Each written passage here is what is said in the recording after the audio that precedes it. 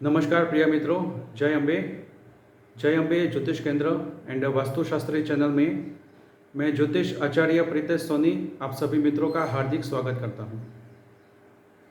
दोस्तों, पिछले वीडियो में मैंने रुद्राक्ष के बारे में आपको कुछ जानकारी दी थी और आज के वीडियो में मैं आपको जो जातक रुद्राक्ष को धारण करते हैं, रुद्राक्ष धारण करने के बाद उसके लिए क्या क्या नियम रखने चाहिए, कौन सी बातों का ध्यान रखना चाहिए, इसके बारे में डिटेल्स में आपको मैं इस वीडियो के माध्यम से आपको बताने वाला हूं।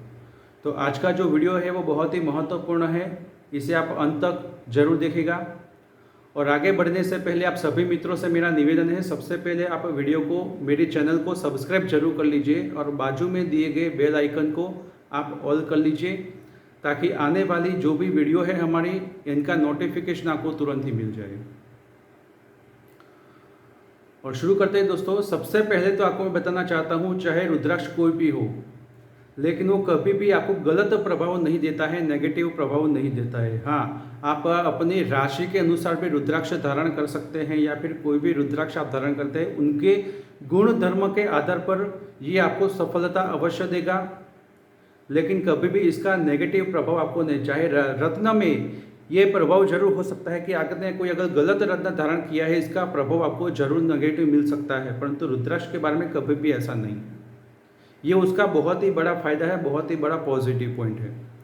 परंतु इसके चलते साथ में आपको कुछ ऐसी बातें हैं जो आपको ध्यान में रखनी चाहिए। सबसे पहले तो रुद्राक्ष को भी हो, पहले तो वो अपने आप में अभिमंत्रित होता है, उसके अंदर पॉजिटिव एनर्जी जरूर होती है। आपको उसे सोने में, चांदी में या फिर तांबे में उसे आप धारण कर सकते हैं।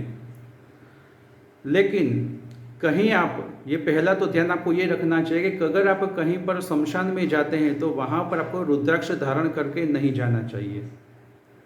खास करके जो परिणित व्यक्ति, मैरिड व्यक्ति है, तो उनको रात को सोते समय रुद्राक्ष को निकाल कर पूजा स्थान में रख देना चाहिए। उसके बाद सुबह में उनको रुद्राक्ष धारण करना चाहिए।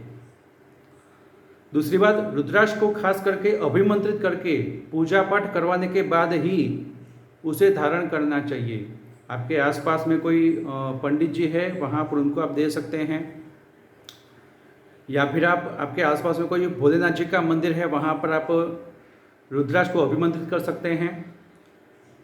उसके ऊपर ओम नमः शिवाय मंत्र से आप ये मंत्र कर सकते हैं, या फिर जो भी रुद्राक्ष होते हैं, 1 मुखी से लेकर 14 मुखी तक ये जो भी रुद्राक्ष होते हैं, उसके भी एक मंत्र होते हैं, बीज मंत्र होते हैं। उस मंत्र से आप उनको जाप कर सकते हैं, उनके ऊपर अभिषेक कर सकते हैं पानी से, और ये रुद्राक्ष को आप अभिमंत्रित कर सकते हैं। उसके बाद उसे आप धारण कर सकते हैं। आपकी राशि के अनुसार, जैसे कि मान लीजिए आपकी धन राशि है, मीन राशि है, बरोबर है, तो उसके मालिक बनते हैं गुरु। तो गुरु का कलर बनता है येलो कलर, यानी कि पीला कलर। तो पीले कलर के धागे में रुद्राक्ष को परो के आप उसे धारण कर सकते हैं। रुद्राक्ष को शुभ मुहूर्त में धारण करना चाहिए। सोमवार का दिन उनके लिए श्रेष्ठ होता है। सोमवार के दिन सुबह में सूर्य उदय से 1 घंटे के भीतर चंद्रमा की होरा होती है, और उसी होरा में, इसी समय में आप ये रुद्राक्ष को धारण कर सकते हैं। जैसा कि मैंने कहा, रुद्राक्ष को आपको अभिमंत्रित करके ही धारण करना चाहिए, पहला। दूसरा, जो भी रुद्राक्ष आप धारण, जो भी मुखी आप रुद्राक्ष धारण करते हैं, 1 मुखी हो, 2 मुखी हो, 1 मुखी जो अधिपति देवता है वो सूर्य है ग्रहों के हिसाब से।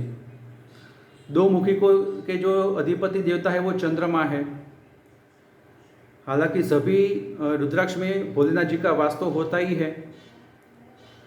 उस देवता का यहाँ पर एक बीज मंत्र होता है, उस बीज मंत्र से रुद्राक्ष को आप अभिमंत्रित करके उसे आप धारण कर सकते हैं। या फिर अगर आपके पास उस देवता का बीज मंत्र नहीं है तो आप केवल ओम नमः शिवाय इस मंत्र का जाप करते हुए भी रुद्राक्ष धारण कर सकते हैं।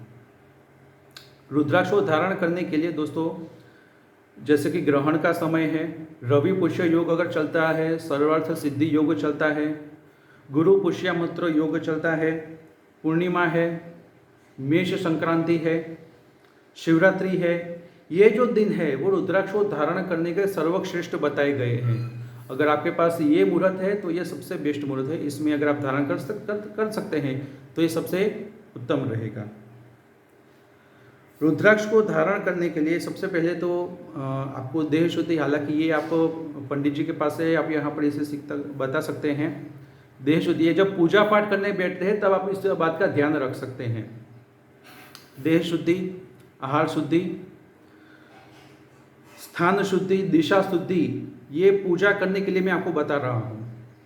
कैसे करना है ये तो आपको मैं अलग वीडियो में बता पाऊंगा। हालांकि ये वीडियो में ये सारी चीज़ें अगर मैं बताने रहूँगा तो ये बहुत ही लंबा वीडियो हो जाएगा, लेकिन मैं नॉर्मल आपको मैं ये बता रहा हूँ। आसन शुद्धि, मानसिक शुद्धि, मानसिक पूजा भी आप कर सकते हैं। उसके बाद वैदिक मंत्र से पंचोपचार की षोडशोपचार की पूजा करने के बाद इसे आप अभिमंत्रित कर सकते हैं। उसके बीज मंत्र से आप उसको अभिमंत्रित कर सकते हैं। शिव भगवान की, भोलेनाथ जी की मूर्ति है या फिर सदा शिवलिंग है, आपके आसपास के मंदिर में शिवलिंग है या फिर भोलेनाथ जी की मूर्ति है, वहाँ पर आप उनके सामने, उनके सानिध्य में रुद्राक्ष को धारण कर सकते हैं। जैसा कि मैंने आपको पहले भी बताया, रुद्राक्ष को धारण करने के लिए धातु की अगर हम बात करते हैं तो जो सोने की धातु है, चांदी में भी आप इसे पहन सकते हैं। अगर आपके पास बजट आपका नहीं है तो आप सबसे बेस्ट, मैं तो ये कहता हूँ सबसे बेस्ट है रुद्राक्ष। अगर आपको पॉजिटिव लेना है तो आप उसे तांबे में धारण करिए, यह सबसे बेस्ट रहेगा। तांबे की धातु रुद्राक्ष को धारण करने से सबसे बेस्ट होती है। उसके बाद आप राशि के अनुसार वो कलर का जो धागा है उसी में अंदर आप धारण कर सकते हैं।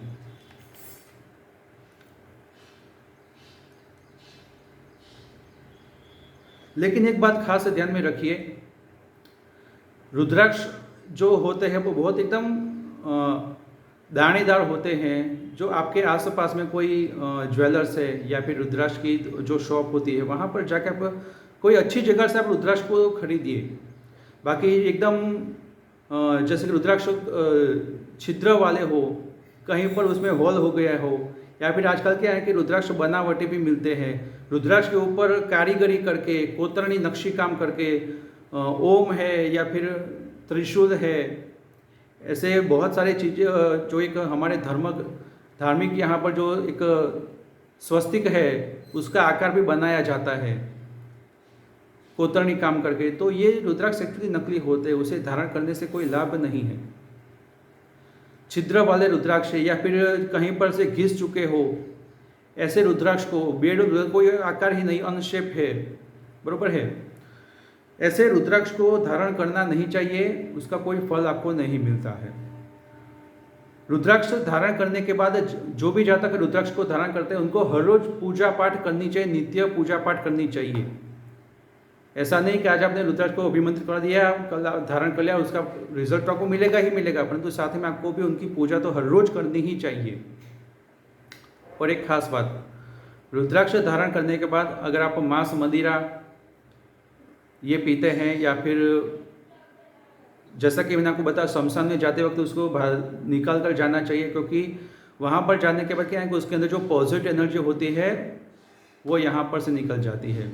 रुद्राक्ष को कभी भी अभिमंत्रित करने के बाद जमीन के ऊपर नहीं रखना चाहिए। डायरेक्टली जमीन के ऊपर अगर रखते तो भी उसके अंदर जो पॉजिटिव एनर्जी होती है वो जमीन के अंदर चली जाती है, तो वो गलती आपको कभी नहीं करना चाहिए। रति क्रिया, जैसे कि आपको मैंने कहा, रात को सोते समय रुद्राक्ष को निकाल कर पूजा समय रख देना चाहिए, बाद में सुबह में उसे धारण करना चाहिए। तो इतने यहाँ पर नियम है, जो जातक रुद्राक्ष को धारण करता है इतने नियमों का उनको पालन करना चाहिए, उनको ध्यान रखना चाहिए, वरना आपको जो पॉजिटिव एनर्जी रुद्राक्ष के धारण करने के बाद उनको जो मिलनी चाहिए आपको, वो आपको नहीं मिलती है। तो आशा रखता हूँ दोस्तों आपको इस वीडियो में बहुत सारी अच्छी जानकारी मिली होगी। अगर आपको मेरा वीडियो अच्छा लगा है, कुछ अच्छी जानकारी मिली है, तो इस वीडियो को आप लाइक कर सकते हैं, अपने मित्रों के साथ, रिश्तेदारों के साथ इसे शेयर भी कर सकते हैं, ताकि और लोगों को भी सही जानकारी मिले। तो दोस्तों मिलते हैं हमारे नई वीडियो में एक नई जानकारी के साथ, और आगे चल के एक मुखी से सारे 14 मुखी रुद्राक्ष, गणेश रुद्राक्ष, गौरी शंकर रुद्राक्ष, इन सभी रुद्राक्ष के बारे में आपको डिटेल में बताऊंगा, और रुद्राक्ष को धारण करने से क्या क्या लाभ आपको मिल सकते हैं ये भी आपको मैं डिटेल्स में बताऊंगा। तो मिलते हैं हमारे नए वीडियो में, तब तक के लिए आप सभी मित्रों को जय अम्बे।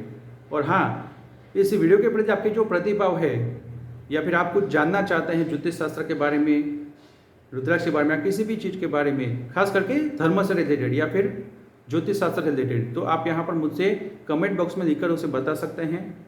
अगर आप ज्योतिष विद्या सीखना चाहते हैं तब भी आप मुझसे कांटेक्ट कर सकते हैं, बात कर सकते हैं। और आप अपनी कुंडली अगर मुझे बताना चाहते हैं, मार्गदर्शन लेना चाहते हैं, कुंडली बनाना चाहते हैं, तब भी आप मुझसे मार्गदर्शन कर सकते हैं, कांटेक्ट कर सकते हैं। आपको डिस्क्रिप्शन में मेरा जो नंबर है वो आपको मिल जाएगा। जय अम्बे।